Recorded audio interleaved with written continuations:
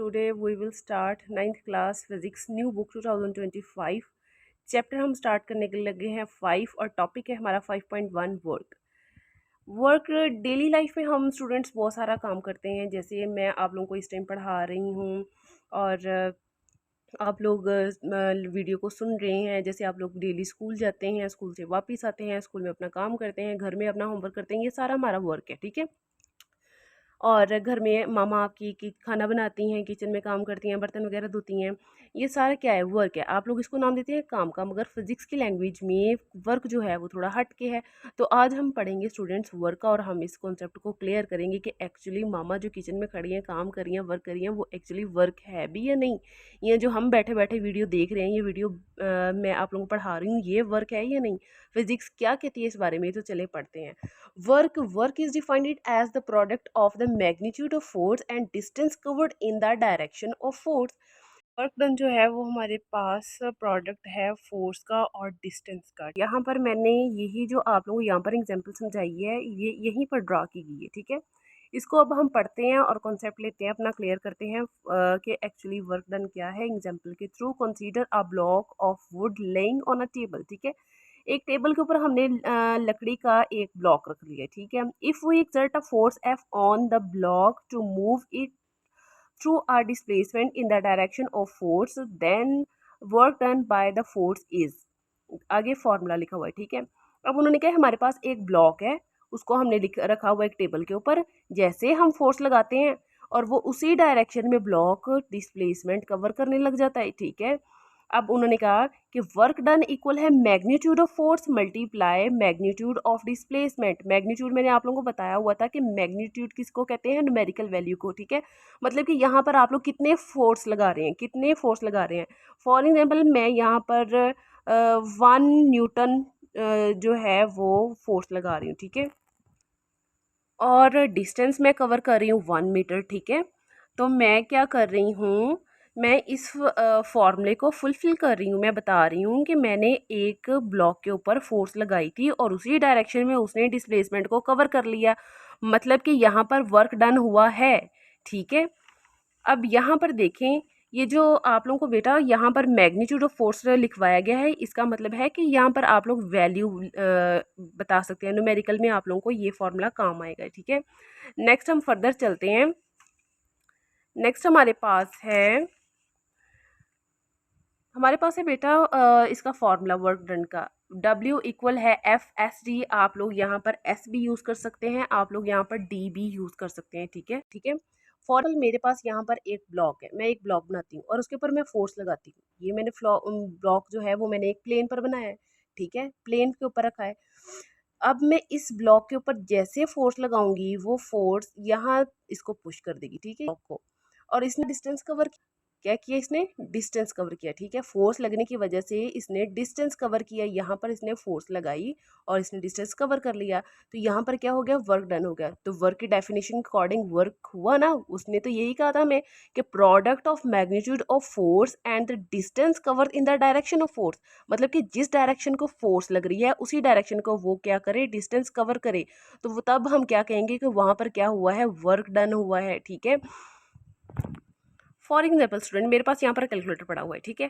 अब मैं क्या कर रही हूँ, मैं इसको यहाँ से इस पोजीशन से हटा के इस पोजीशन पर ले जाती हूँ। मैंने क्या किया, मैंने फोर्स लगाई और उसी डायरेक्शन में वो क्या किया, कैलकुलेटर यहाँ से यहाँ को मूव कर गया, ठीक है। ये हमारे पास एग्जाम्पल है वर्क डन की, ठीक है। या आप इसकी ये भी डेफिनेशन कर सकते हैं, आप इसका स्क्रीनशॉट भी ले सकते हैं, ठीक है। लास्ट में भी मैं आपको ऑप्शन दे दूँगी। अब देखें, एक और इसकी डेफिनेशन है, work is defined as transfer of energy that occurs when a force is applied to an object. उन्होंने कहा वर्क जो है वो क्या है, कि वर्क इस चीज़ को डिफाइन करता है, बताता है कि जब हम किसी चीज़ के ऊपर फोर्स लगाते हैं, पुश करते हैं, अप्लाइड फोर्स लगाते हैं किसी चीज़ पर, तो वो क्या कर रही होती है, एनर्जी को ट्रांसफ़र कर रही होती है, ठीक है, using it to move in the direction of that force, ठीक है। हम क्या कर रहे होते हैं, एक्चुअली अपनी एनर्जी दूसरी चीज़ में, ऑब्जेक्ट में ट्रांसफ़र कर रहे होते हैं। ये भी डेफिनेशन आप लिख सकते हैं, ठीक है। ये भी आपकी बुक में है, ये भी ठीक है और ये भी ठीक है, ठीक है। अब फोर्स जो है वो डिपेंड किन किन चीज़ों पर करती है, dependence, the amount of work done depend on the magnitude of force, the displacement of the object and angle between the force and the displacement. अब देखिए हमारे पास तीन चीज़ें आ गई, ठीक है। यहाँ से आप लोग स्क्रीनशॉट भी ले सकते हैं, ठीक है बेटा। अब देखिए हमने यहाँ पर पढ़ा कि फोर्स जो है उसका फॉर्मूला वर्क डन का F force cross D, D distance, ठीक है बेटा। अब हमने ये पढ़ा, अब वो उन्होंने कहा है कि डिपेंड ये तीन चीज़ों पर कर रही है। यहाँ पर हमारे पास फोर्स जो है उस पर डिपेंड कर रही है, फोर्स के मैग्नीट्यूड पर, मतलब हम 10 न्यूटन की फोर्स लगा रहे हैं, हम 5 न्यूटन की फोर्स लगा रहे हैं, हम 30 न्यूटन की फोर्स लगा रहे हैं, और डिपेंड किस पर कर रही है, डिस्टेंस पर या डिस्प्लेसमेंट पर। ये डिस्टेंस और डिस्प्लेसमेंट से आप लोगों ने कंफ्यूज नहीं होना, नेक्स्ट में आप लोगों को इंशाल्लाह इसका अभी कॉन्सेप्ट क्लियर कर दूंगी, ठीक है। तो ये दो चीज़ों पर डिपेंड करी है। फॉर एग्जांपल फोर्स जो है वो हमारी इसी डायरेक्शन में नहीं लगती, थोड़ा यूं करके ऊपर की तरफ फोर्स लगती है। तो ये डिस्टेंस डिस्टेंस जो है वो हमारा, देखें बेटा गौर से, पहले हमारी फोर्स लग रही थी यूं इस डायरेक्शन में, ठीक है, और डिस्टेंस भी इस डायरेक्शन में कवर हो रहा था। फॉर एग्जांपल अगर हम फोर्स यूं करके लगा रहे हैं, ठीक है, अपवर्ड डायरेक्शन में, और डिस्प्लेसमेंट हम यूं करके कवर कर रहे हैं, तो इन दोनों के दरमियान एंगल थीटा बन जाएगा ना। तो वो फिर इसी वजह से वो कह रहे हैं कि ये जो है वो एंगल थीटा पर भी डिपेंड करती है, जो किन दो चीज़ों के दरमियान बनता है, फोर्स के और डिस्टेंस के दरमियान, ठीक है। हम इसको डिस्टेंस भी कह सकते हैं, हम इसको डिस्प्लेसमेंट भी कह सकते हैं, ठीक है। नेक्स्ट हम कॉन्सेप्ट लेंगे, डेफिनेशन पढ़ेंगे बेटा एनर्जी की, ठीक है। एनर्जी क्या है? एनर्जी हमारे पास है, energy is the ability to do work and cause change. Energy क्या है? काम करने की सलाहियत को कहते हैं एनर्जी, ठीक है। जो हम काम करते हैं, कोई हम चेंज लाते हैं, कोई हमारे काम करने की सलाहियत को कहा जाता है एनर्जी, ठीक है। It can exist in different form, ये डिफरेंट फॉर्म में हो सकती है, या तो such as motion, heat, light और स्टोर्ड एनर्जी, ठीक है। किसी चीज़ में एनर्जी स्टोर होती है। फॉर एग्जाम्पल हम खाते हैं, हम पीते हैं, फिर ही हमारे अंदर एनर्जी स्टोर होती है और हम काम करने के काबिल होते हैं, ठीक है। जैसे हम पेट्रोल वगैरह डालते हैं गाड़ियों में, तभी तो वो चलने के काबिल होती हैं, उनमें एनर्जी आ जाती है ना, कैपेबिलिटी टू डू वर्क, ठीक है। अब फॉर एग्जाम्पल वी या यू किक अ बॉल, हम किसी जो गेंद को किक करते हैं, बॉल को, तो वो क्या होता है, our feet transfer energy to the ball, हमारे जो पाँव है वो बॉल को अपनी एनर्जी क्या कर रहा है, ट्रांसफर कर रहा है, ठीक है। वो क्या है हमारे पास एनर्जी, एनर्जी का कॉन्सेप्ट क्लियर हो गया होगा होप सो, ठीक है बेटा। अब अगर आप लोगों ने टॉपिक लिखना हो, 2 नंबर का सवाल आ जाए, तो आप लोग सबसे पहले उसकी डेफिनेशन लिखेंगे, ये मैंने फॉर्मूला बताया, ये भी लिख सकते हैं, ठीक है। उसके बाद इन दोनों में से कोई भी लिख लें तो ठीक हो जाएगा। डिपेंडेंस आप लोगों ने मस्ट लिखनी है, ठीक है बेटा। एनर्जी जस्ट आप लोगों को कॉन्सेप्ट देने के लिए। फर्दर आप लोग आ जाए एक्सप्लेनेशन की तरफ। एस या डी यूज़ करते हैं, मतलब ये दोनों हमें क्या चीज़ बता रहे हैं, एस और डी हमें क्या चीज़ बता रहे हैं, जस्ट हमें बता रहे होते हैं मैग्नीट्यूड, ठीक है। अगर हम डी यूं करके वेक्टर का साइन लगाकर यूज़ करते हैं, तो उसका क्या मतलब है कि वो हमें दो चीज़ें बता रहा है, वो हमें मैग्नीट्यूड भी बता रहा है, प्लस वो हमें डायरेक्शन भी बता रहा है, ठीक है बेटा। अब यहाँ पर देखें केस हमारे पास आ गए, दो केस हैं। वर्क डन जो है वो हमारे पास ज़ीरो कब हो सकता है, कब हम कह सकते हैं वर्क डन हुआ है, कब हम कह सकते हैं कि वर्क डन तो हुआ ही नहीं है, ठीक है। अब ये देखें, अब आप लोग कह रहे हैं कि हम लोग वीडियो देख रहे हैं जी, हम लोग काम कर रहे हैं, हम लोग अपना सबक याद कर रहे हैं, हम लेक्चर्स, ठीक है, मगर फिजिक्स कहती है कि आप लोग ये तो कोई काम ही नहीं कर रहे। जैसे अभी हम पढ़ के आए हैं ना, फिजिक्स ने तो कहा था, फिजिक्स के अकॉर्डिंग वर्क जो है वो दो चीज़ों का प्रोडक्ट है, फोर्स और डिस्प्लेसमेंट। जहाँ पर फोर्स लगती है और फिर वो डिस्टेंस कवर करता है, मतलब कोई ना कोई चीज़ जिसके ऊपर फोर्स लग रही है वो डिस्टेंस कवर कर रही है, और फिर वो जी वहाँ पर वो वर्क डन हो रहा है। वर्क डन हमारा मेंटली भी हो सकता है, फिजिकली भी हो सकता है, ठीक है। अब यहाँ पर हमारे पास दो केसेस हैं, केस 1 है और केस 2 है। यहाँ पर दोनों में हम देखेंगे कि कौन सी ऐसी कंडीशन है, किस फॉर्म में हमारे पास वर्क डन जो है वो ज़ीरो हो सकता है, ठीक है बेटा। अब यहाँ पर देखें, if someone is acting on a body, some force is acting on a body but there is no displacement, when then no work is done, ठीक है।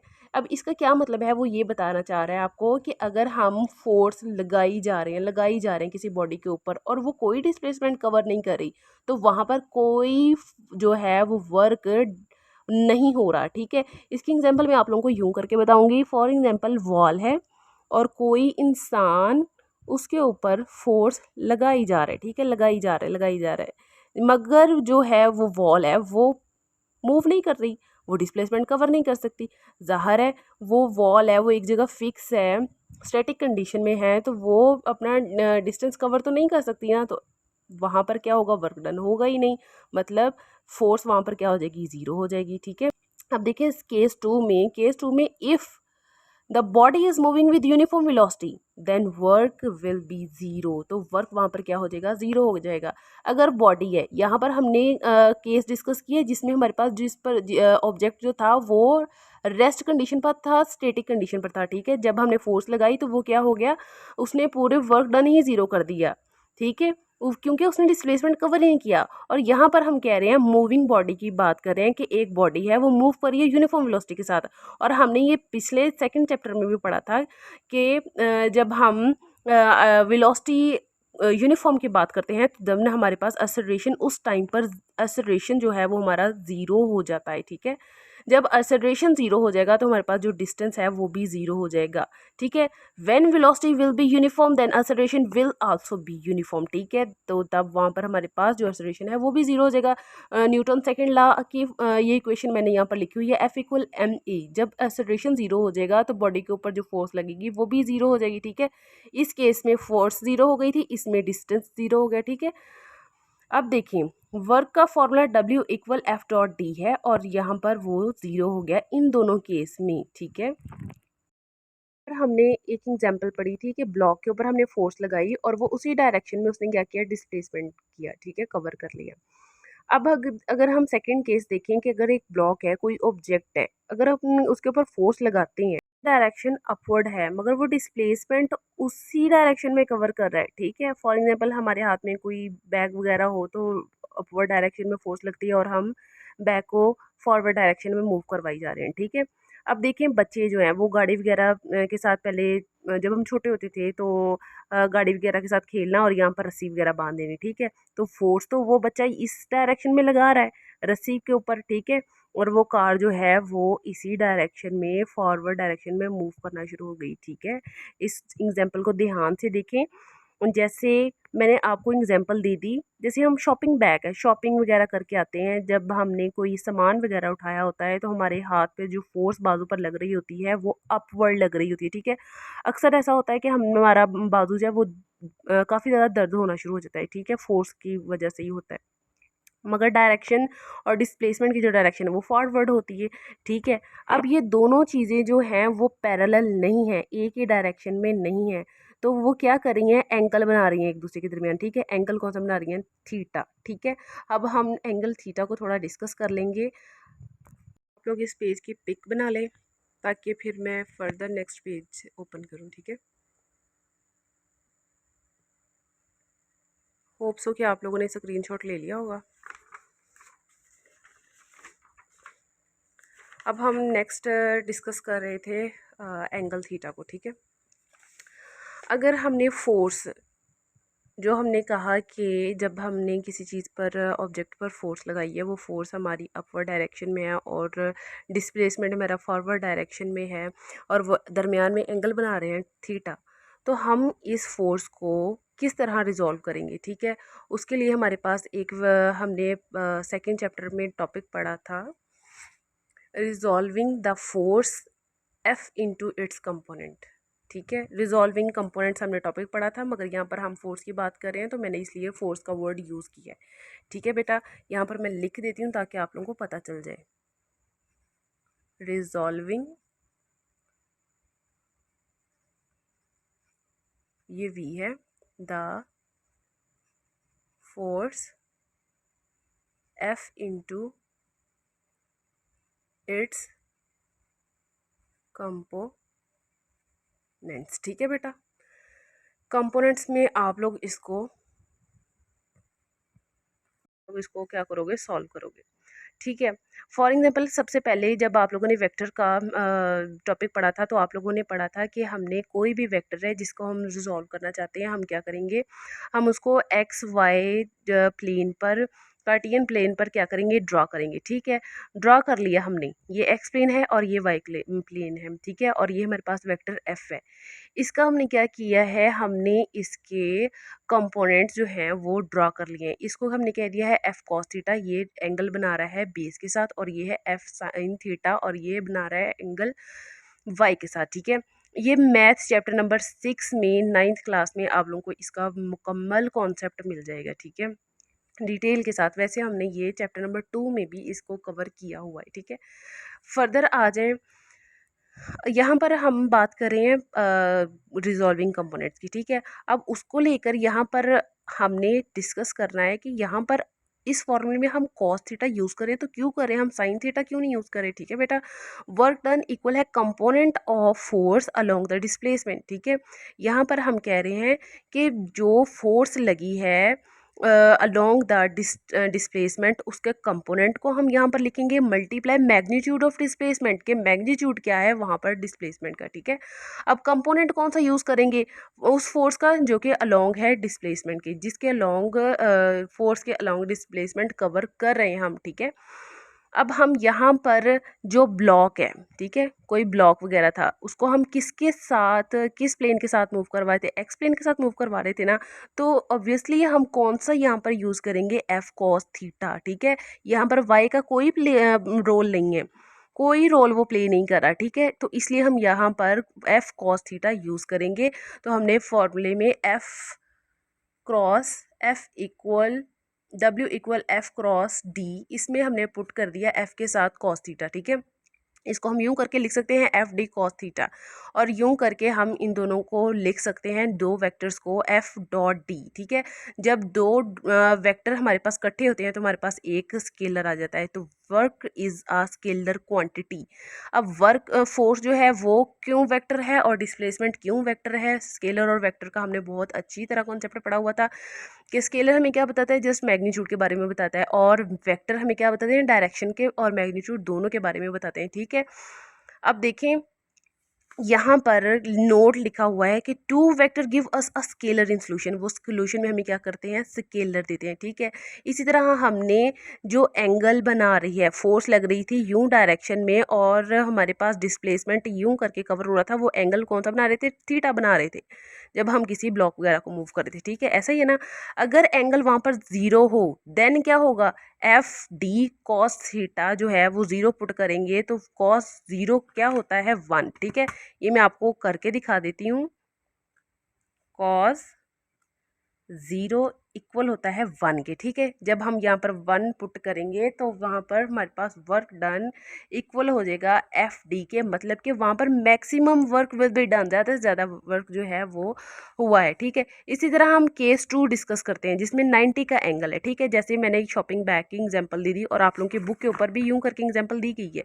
ठीक है, आपकी बुक के ऊपर एक आदमी को दिखाया जा रहा है फिगर नंबर 6 में कि वो आदमी चल के जा रहा है, फोर्स जो है वो उसके बाजू की तरफ अपवर्ड लग रही है और डिस्प्लेसमेंट वो फॉरवर्ड डायरेक्शन में मूव कर रहा है।